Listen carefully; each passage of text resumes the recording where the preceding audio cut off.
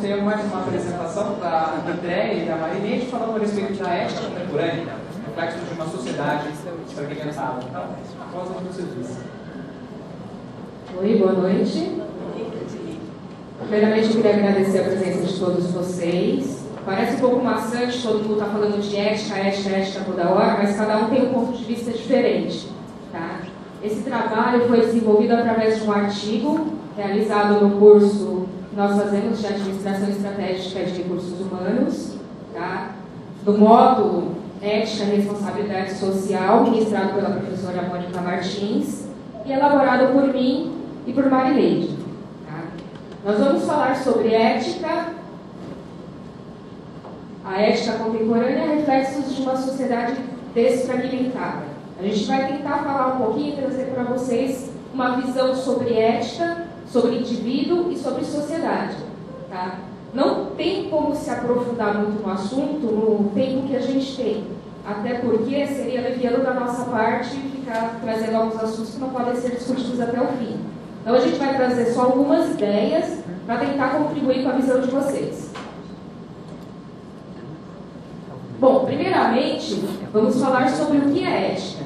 Tá? Nós trouxemos o conceito do dicionário Aurélio, até porque o dicionário Aurélio é o mais popular entre a maioria dos estudantes. Tá? Ética seria o estudo dos juízos de apreciação referente à conduta humana suscetível do ponto de vista do bem e do mal. Tá? Seja relativamente determinada para determinada sociedade, seja de modo absoluto.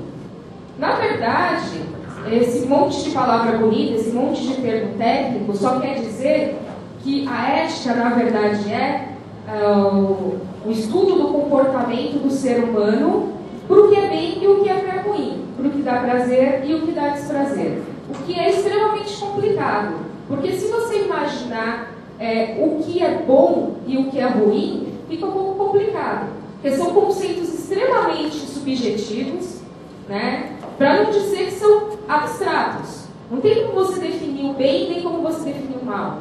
Não tem como você dizer que o que vai ser bom para você vai ser bom para o outro. Né? E também a questão do prazer e do desprazer. Eu sei que todos vocês conhecem muita gente que vive relações que para vocês desprazer. Né? Você fala, nossa, eu não sei como é que essa pessoa aguenta, né? Viver com tanto sofrimento. Mas tem gente que gosta. E da mesma forma,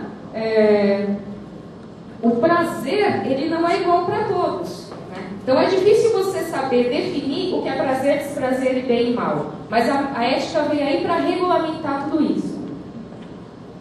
Vamos falar um pouco sobre a organização social. Tá? O que diferencia o ser humano dos demais animais da face da Terra? É o raciocínio, né? Que é diferente de inteligência. Porque todos os animais possuem inteligência. Falando de inteligência, eu lembro muito de uma professora que eu tive de psicologia comportamental, que eu discuti com ela porque eu tinha um esquilinho da Mongólia, sabe aquele pequenininho? E um belo dia, esse esquilo começa a descascar as sementes de girassol, colocava a casca de um lado e a semente do outro. Eu falei para ela que não é possível, ele devia raciocinar. Ela falou, não, ele é inteligente, todos os animais são inteligentes. Eu falei, não, é impossível. Como é que ele sabe? Como é que ele sabe que tem que colocar de um lado e colocar o outro do outro? Ela, não, todos são providos de inteligência. O que aconteceu? Ele teve um comportamento acidental, né, que deu certo e ele continuou repetindo. Eu falei, nossa, mas espertinho, né? Então, retomando aqui um pouquinho, esquece o esquilinho da Mongólia? Entendeu? Raciocínio e inteligência são coisas diferentes. E é exatamente o que diferencia o ser humano dos outros animais. O que aconteceu? Com a origem do ser humano, nós não tínhamos o mesmo comportamento que nós temos hoje. O comportamento era completamente diferente. Nós podemos lembrar dos homens das cavernas, né, a forma que eles viviam. E hoje nós achamos que é completamente bizarro a forma que eles viviam. Mas você pode ver que essas questões relacionadas à ética e a comportamento não é intrínseco do ser humano, não faz parte da natureza. Por que o ser humano buscou a ética, buscou a organização social? Através das necessidades. Ele começou a se organizar, começou a trazer evoluções, Não vou dizer tecnologias, mas por que não dizer que a roda é uma tecnologia, né, gente? Trazendo novas tecnologias através das necessidades que ele tinha tendo, tanto na parte instrumental, como na parte de vestimenta, nas casas. Então, dos homens da caverna até o que nós somos hoje, muita coisa aconteceu. E é por isso que o ser humano começou a se organizar, devido à necessidade. Papai, Freud, lindo, né? Então, falando um pouquinho sobre as concepções de Freud sobre o indivíduo, né? Freud já dizia, o ser humano é movido pelo princípio do prazer. Ele busca o que lhe satisfaz. Isso quer dizer que o egocentrismo, ele é inerte do ser humano, ele é inato. Ninguém nasce pensando no próximo, você nasce pensando em si próprio. Você nasce pensando em satisfazer o seu prazer, tá? E o que ele fala sobre a formação da civilização? Num texto belíssimo dele, vocês têm que ler, gente, Freud é tudo.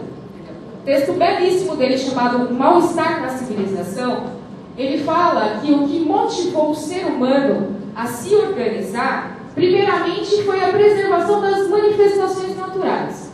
O que significa isso? Significa que ele tinha que se proteger contra os recursos naturais, contra as chuvas, contra os raios, né? Ele tinha que se proteger contra a natureza, o que a natureza podia trazer de déficit para ele. E também motivado por ajustar os relacionamentos mútuos. O que seriam os relacionamentos mútuos? Seria se relacionar um com os outros. Então, apesar de parecer tudo ilustrativo, tudo muito bonito, na verdade o ser humano se organizou socialmente pensando apenas em preservar e fazer a manutenção da espécie. Ele optou para se organizar porque senão ele ia acabar igual aos outros animais, extinto. Por isso que ele começou a se organizar, começou a morar em casa, começou a se alimentar direito. Foi isso que levou o ser humano